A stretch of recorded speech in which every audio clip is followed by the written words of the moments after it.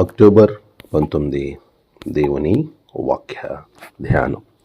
నేను నా కృపను చూపక మానను. వృత్తాంతములు మొదటి గ్రంథం 17వ అధ్యాయం 13వ వచనం. మన ప్రభువైన యేసు క్రీస్తు నామములో మీ అందరికీ ఉదయం శుభములు తెలియచేస్తూ ఉన్నాను. ప్రియులారా, దేవుని మహాకృపలో మనమంతా సంతోషంగా గొప్పగా ఉండడానికి ప్రభు ఇచ్చిన ఈ సమయాన్ని బట్టి దేవునికి నేను స్తుతులు చెల్లిస్తూ ఉన్నాను. ప్రభు సన్నిధిలో మనము ఎల్లవేళలా ఆశీర్వాదము నుండి గొప్పగా జీవించే ధన్యతలో ముందుకు కొనసాగింపబడుతూ ఉన్నాం.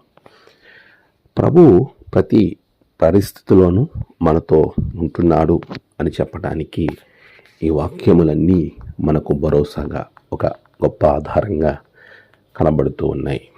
ఈరోజు ఆనాడు దావీదుతో నాతాను ద్వారా దేవుడు మాట్లాడిన మాట తిరిగి మరలా మనతో మాట్లాడుతూ ఉన్నాడు. ఇదిగో, దావీదుకు నా కృప చూపక మానను. నిజమే, ఎప్పుడైతే దేవునికి హృదయానుసారిగా ఇష్టానుసారిగా మారతామో అప్పుడు మన జీవితంలో ఆయన కృప ఎప్పుడూ ఉంటుంది. మానవుడు తన యొక్క జీవన ప్రయాణంలో రకరకాల పరిస్థితులు గుండా ప్రయాణిస్తూ ఉంటాడు. నీ ప్రయాణంలో తెలుసో తెలియకో నువ్వు చేసిన తప్పు దాన్ని ఒప్పుకుని విడిచిపెట్టగలిగినప్పుడు మనము దేవునికి ఇష్టానుసారంగా మారతాం. దావీదు చాలా గొప్ప రాజుగా ఉన్నాడు. గొర్రెల కాపరిగా ఉన్నటువంటి అతన్ని సింహాసనం మీద కూర్చోబెట్టాడు ప్రభు.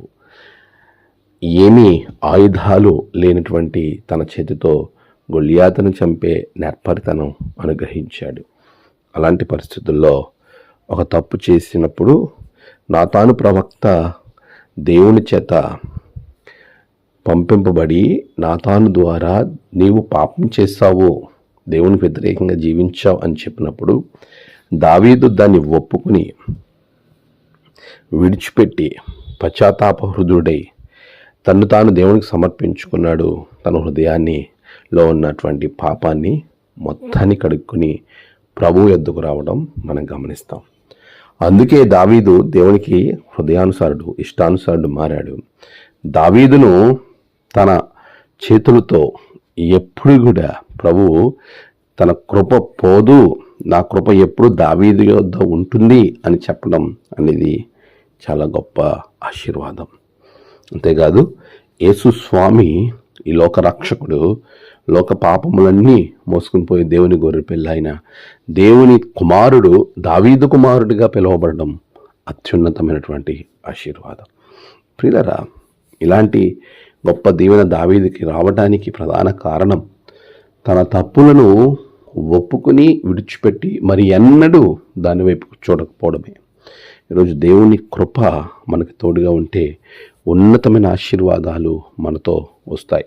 పౌలు అంటాడు, నాలో ఉన్న ఈ ముళ్ళు తీసేయి అంటే నా కృప నీకు చాలునని ప్రభు చెప్పలేదా? ఆయన కృప ద్వారా మనం బ్రతికింపబడతాం, జీవింపబడతాం, నడిపింపబడతాం.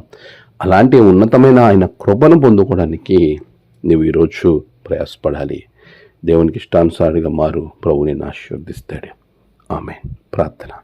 సర్వోన్నతుడా, గొప్ప దేవ, నీకు వందనాలు. గడిచిన కాలమంతా మీరు తోడుగున్నారు. ఈ నూతన దినం, ఈ పునరుద్ధాన దినం బిడలను దీవించండి. వారి ప్రయాణాలు, పనులు, తలపెట్టిన కార్యాల్లో గొప్ప జయము బిడలకు దయచేయండి. ప్రభు, ఆరాధనలన్నిటిలో మీరు తోడుగా నడిపించమని ప్రార్థన చేస్తూ ఉన్నారు. నేడు జన్మదినము, వివాహ దినము, ఆయా విశేష దినములు జరుపుకున్న బిడలను బహుగా దీవించండి. తమ ప్రియులను కోల్పోయిన వారి కుటుంబాలకు నెమ్మది, ఆదరణ అనుగ్రహించండి. దినదీవులతో నింపి మీరే మహిమ పొందమని క్రీస్తు పేరట అడిగి వేడుకొంచున్నాం తండ్రి. ఆమేన్. తండ్రి, కుమార, పరిశుద్ధాత్మ త్రియేక దేవుని దీవెన మీకు తోడుగా ఉండి నడిపించును గాక. ఆమేన్.